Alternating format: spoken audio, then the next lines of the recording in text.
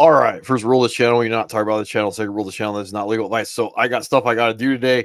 This is going to be the 2024 fantasy football offseason preview for the Washington Redskins.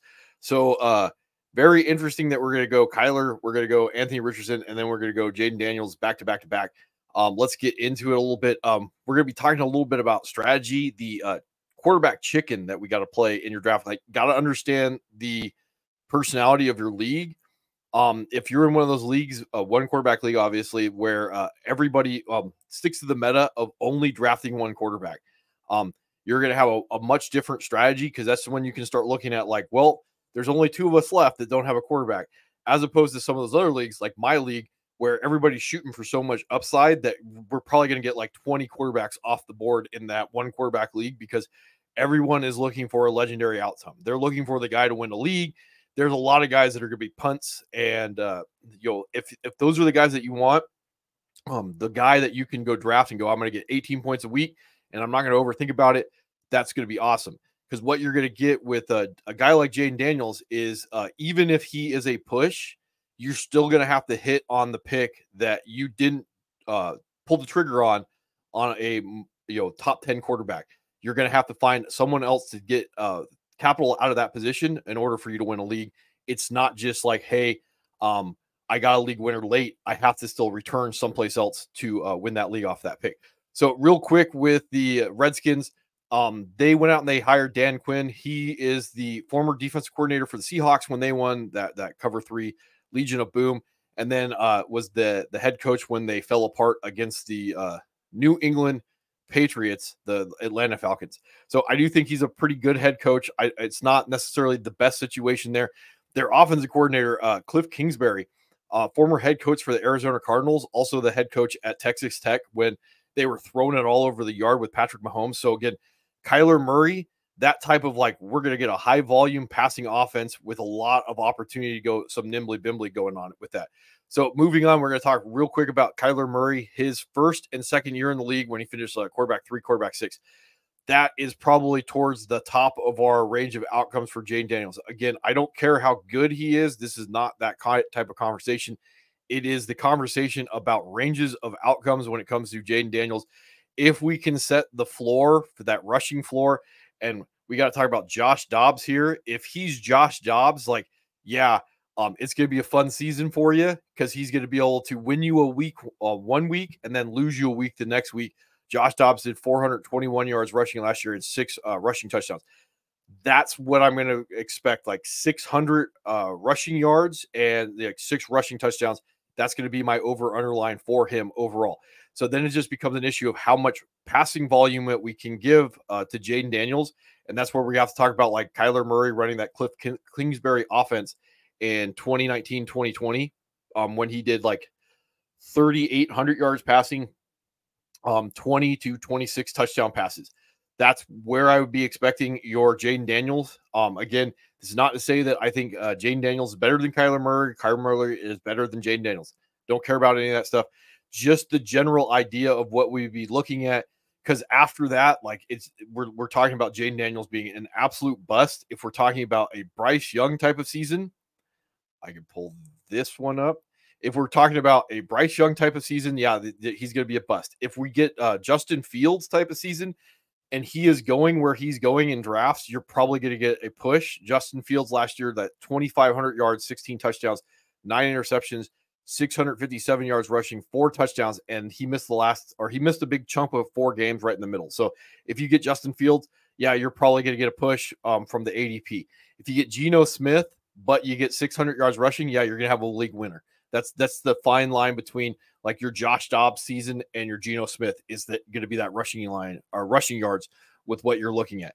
You're theoretically going to have the range of outcomes if we can start talking about, like, this Lamar Jackson type of season with a few more rushing touchdowns to get an elite outcome. I don't necessarily think we can start talking about Jayden Daniels having, a legendary type season until we can get to like 400 plus or 4,000 plus passing yards. Yes, it's probably there, and like 30 something passing touchdowns. I think that's way too much. When we look at what he was doing in college, like, we're primarily drafting him off of this last 2023 season at LSU. I don't think this is a good apples to apples type of conversation, but again, you're drafting a lot of this rushing upside, and then he did look pretty efficient as a passer in 2023. So trying to project that into what we can kind of guess, like 3,600 yards passing, 22 passing touchdowns, 600 yards rushing, and then 6 rushing touchdowns. And that's going to give you the ability to have a mid-level quarterback one, to pull this one up, a mid-level quarterback one, somewhere around like 18 points a game, but you're going to be paying roughly quarterback 13 to quarterback 18 prices for it. So that's what I would be looking at. That these other guys in this tier, your Jordan Loves, your Brock Purdy's, your Jared Goff's, because they're not going to have anywhere of the rushing upside, they're going to be relatively capped to the ADP that you draft them at. So this year with CJ Stroud, we would be trying to tell the story where CJ Stroud leads the league in passing and with passing touchdowns. So with scoring down, your CJ Stroud, if he can do like 4,600 yards passing and like 40 touchdowns, yeah, he's going to be in that sub-elite type of range, or to the elite type of range without a legendary season. That's what you'd be looking at with CJ Stroud. To get there with a Jayden Daniels, you're looking at that 600 yards rushing. If we set that as an over-under line, like 6 rushing touchdowns, he's going to have to do like 3,600 yards passing to compete with your CJ Stroud at the end of his range of outcomes. So again, probably the mean for Jayden Daniels is equal to a lot of these other guys without the rushing upsides. They're the edge of their range of outcomes. And if CJ Stroud does have that, like, 4,600 yard passing season, 40 touchdowns, I probably want more of the toys than I actually want CJ Stroud at that point relative to the ADP that he's going at. So that would just be my thoughts on all of this going forward. So to look at this, and I have Jayden Daniels going quarterback 9, because yeah, he can win me a league. He could also like be Josh Dobbs. That's why I have him at quarterback 9 where he's going. A little bit of risk, same process will win me a league, will lose me a league. On Fantasy Pros, he is going quarterback 18, 117. So I really like that, but then it's going to get like really kind of dicey here in a second, a little spicy. When we look at ESPN, if I can bring this one up, he is going at quarterback 14. So again, if I'm in those leagues where one quarterback is going per team, I'm getting to the point where like someone's going to pull the trigger on a Jayden Daniels in an ESPN league as their QB1. Like they're going to go jump ahead and probably like snipe at a guy that can win me a league. Even though he's relatively going at the same price at 111 overall compared to 117. Now on Fantasy Pros, and I can't show you my Fantasy Pros account, he is going quarterback 13 overall, 104. So again, the overall ADP is similar, and Underdog tends to be a best ball league. But anyway, we can kind of apples to orange it a little bit. In this case with Jayden Daniels, quarterback 13. We're getting really close to, yeah, he's gonna be drafted as starting quarterback. This is not a bench flyer at this point, and I can only imagine with the hype trains, like he is going to fall off my list. Right now, he's the guy that I'm targeting in all my leagues as my QB1 because of price, and he goes up a little bit more. I'm probably going to have to pivot off of that because of the price that I would have to pay. I know I'm going to have to jump up multiple rounds to make sure that I get him, and at that point, there's going to be other guys, and you can see like Justin Herbert going in this range that I'm probably going to feel better about versus that return. And I can bring this up. So some of these guys in this range, like a Jordan Love, I think is relatively capped. Brock Purdy, I think, is capped. Tua is going to be capped. And again, like guys like Caleb Williams may have similar ranges of outcomes when it comes to rushing upside, even though we don't necessarily think of it that way, that I would like if Jayden Daniels starts getting hype trained up too much. Again, that big differential between quarterback 18 and quarterback 13 at this point, because they know. And even on Fantasy Pros, Caleb Williams is going at quarterback 11 right now. And I have Caleb Williams, I think, like right about that range. He might be my quarterback 13. Yeah, he's my quarterback 13 because of the nimbly bimbly that's built into these guys. So again, you want to go win a league, you want to put out a little risk, you're going to have to draft one of these guys with the nimbly bimbly. All these passing upside guys are just probably not going to be able to get you there unless they have the top end of their range of outcome, or they hit the top end of their range of outcomes. All right.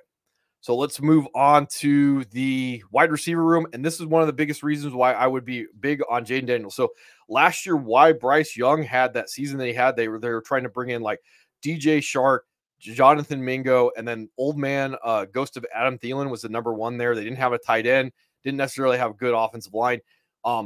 Washington may have the worst offensive line in football. They did go and draft Brandon Coleman, offensive guard tackle out of TCU. I think he's better as a left guard. They might run him as left tackle. That's a little dicey. The other thing you think about is, doesn't necessarily bother me that there are some offensive line problems with the Redskins. Why, you ask? Because that means that Jayden Daniels gets to get me more rushing yards, and that's not necessarily a bad thing from a fantasy perspective. The other thing that they did is with the Panthers, they traded DJ Moore to the Bears. Now, what the Redskins did is they say, well, we have Scary Terry that we've been waiting on to break out forever in fantasy. And then they drafted Ben Sinnott, a pretty good tight end. I was watching a little bit more of him. We'll talk about him in a second. And then Luke McCaffrey, they drafted him in the third round. Luke McCaffrey, like the more I watch tape on him, I'm getting a little bit excited about him. So I like the toys overall, and they still have Johan Dotson there. So I like the toys attached to Jayden Daniels. I like the rushing upside. Right now, I can deal with the draft capital. I would like him to be a little bit more of a sleeper. I'm a little afraid that he's going to get hype trained up, but I like where he's going because of that rushing upside. Everything is clicking those boxes. I would maybe like a little bit better offensive line help, but that's the way it's going to go. So Scary Terry last year, he finished as wide receiver 28. Remember, this was the highest volume passing offense that was out there. It just wasn't very efficient. 132 targets, 79 receptions, 1,000 yards receiving, 4 touchdowns. So in this offense, with maybe just a slight uptick in efficiency, even though we're going to have a slight downturn in probably overall like volume, we can maybe finally have Scary Terry having that breakout season when we've been waiting on. And 150 targets is going to be within his range of outcomes, even if like we get like 90 to 100 touchdowns or receptions. That's going to be the biggest thing. Is I want more receiving yards and receiving touchdowns in this offense attached to Jayden Daniels. And there just really isn't anybody that I would be concerned being that much of competition for Scary Terry, getting that if that's what they want to give to him. The one guy that I would probably say I'm a little bit more concerned with being competition is going to be third round draft pick Luke McCaffrey. But otherwise, Scary Terry at the prices that he's going, and he is on my list as like my wide receiver 3 or wide receiver 4, depending on like how my draft shakes out. So ESPN, 83 overall, wide receiver 36. That's probably outside of the middle of his range of outcomes with what we can kind of guess is going to be a Jayden Daniels season, like 3,600 yards passing. So again, I can probably draft a wide receiver 3 and expect to get a wide receiver 2 with top 10 upside built into him. When we look at fantasy pros, though, we're going to find that we have Scary Terry at wide receiver 63. So now I'm going to have to basically either go up and get him as like relative to like a 5th round pick if I want him, or he has to fall to me here, and I'm getting closer and closer to what the middle of his range of outcomes. Again, I think he's should be more valued at wide receiver 26. The more that I can save on his range of outcomes, the happier I would be. 63 is much closer to where he should be going in drafts. And then finally, on Underdog, he's going 56 overall, wide receiver 32. Again, that's where he should be going. So pay attention to the league that you're in and what the rankings are going to be. As long as he's outside of wide receiver 26, I think he has the ability to definitely return on that investment. And he's still going to have the theoretical breakout that we've been waiting on for Terry McLaurin for a long time. So the next guy, and we're going to talk about the running backs last because they're the least exciting here. The next guy is going to be Johan Dotson. I do like him from a talent perspective. At this point, I think there's too much competition because I think we have the number 1. We have theoretically the number 2 that's probably going to be the number 1, like maybe even next year in Luke McCaffrey. And then they went out and they got Ben Sinnott. So at this point, I would be projecting Johan Dotson to be the number 4 in this offense throughout the season. From a price standpoint, like 193, 71 overall, I have him combined with Luke McCaffrey till we hear Luke McCaffrey is going to be what I think he's going to be, because I moved Luke McCaffrey all the way up to combine with Johan Dotson at 55 right now. Till I hear that for certain, they're going to be the same guy.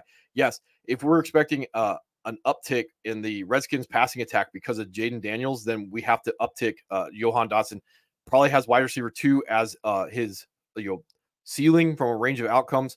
Overall, like, yeah, you're probably looking at about like 60 or 70 receptions, like 800 yards. I would be expecting a step forward because you can't be that much worse than they were last year. The biggest thing is in 2022, he was used in the red zone. Last year, he wasn't. This is going to be that Cliff Kingsbury offense to generally doesn't necessarily have tight ends that are used in it, but he kind of changed when he got to the Cardinals. So in this case, one of the knocks would be, is Terry McLaurin going to be used as the red zone target? With the gigantic asterisk that the red zone guy may end up being Jayden Daniels on the ground. So there just may not be that many opportunities to score for the wide receivers there. That's going to be the biggest thing with Johan Dotson. The guy that I could definitely see becoming the red zone guy is Luke McCaffrey, and that's if it's not Ben Sinnott. So again, maybe a little bit of cap to McLaurin, and also going to be a cap to Dotson, even if we start projecting towards the higher ends of his range of outcomes. So Luke McCaffrey, dynasty leagues, I would definitely move him up really far because of Terry McLaurin hitting that wide receiver or age apex this year, 29. Now, Luke McCaffrey, the more I watched tape on him, and then I didn't realize that he is a converted quarterback. This is like his last year in college was the first full year he played wide receiver. He did convert in 2022. And watching it, like how far he's already progressed, like is very interesting. It's one of those guys that from a coaching perspective, he learns it. He just goes and does it. Still doesn't look like he's quite mastered it, but that would be the crazy thing is that his first year in the NFL, he could take that big of a step forward. Then you get the combination of Terry McLaurin going over the age apex.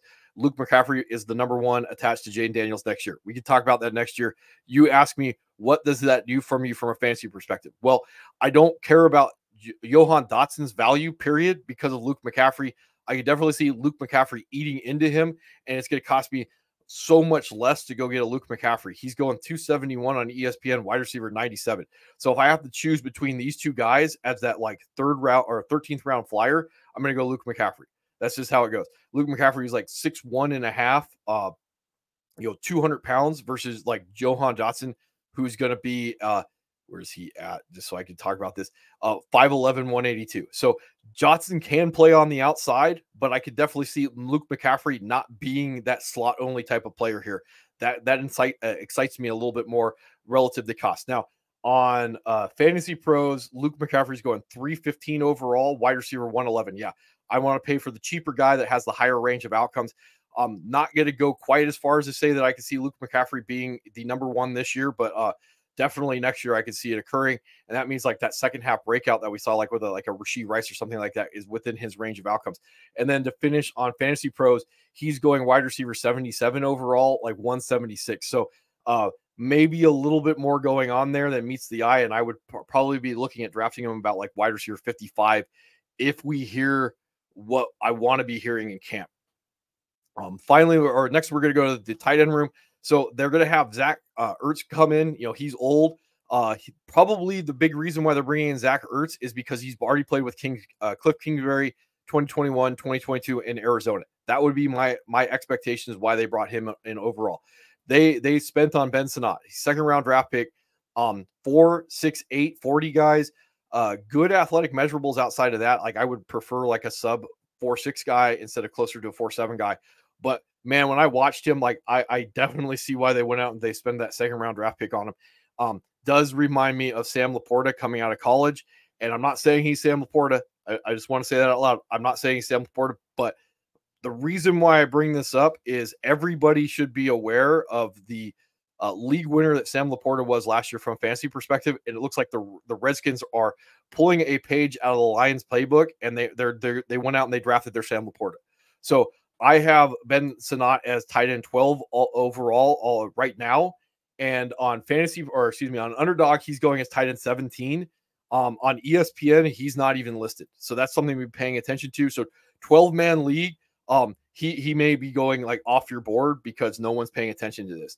On Fantasy Pros, I have this pulled up. He's going 198, tight end 24. He's the last guy that I would feel comfortable starting as my tight end in my 12-man league. going into the draft. So he should be drafted in all leagues. He doesn't necessarily have to be your starter, but I could definitely see the road where he finishes as like this year's Sam Laporta and the number 2 in this offense behind Terry McLaurin. I'm fairly excited about like the situation. You have a rushing quarterback with good efficiency coming out of college going to this Cliff Kingsbury high volume passing offense. There's a lot of good boxes to be checked. And as long as guys' values stay low, I want pieces of this offense at the prices that they're going. That's the simple way to put this. So the next thing to look at and the last thing we're going to be talking about is going to be the running back room. They brought in Austin Eckler from the Chargers. He's 29. I'm going to imagine that he's going to get the passing down, the trustworthy work, the guy who's going to pick up the blitzes, and then maybe the security blanket.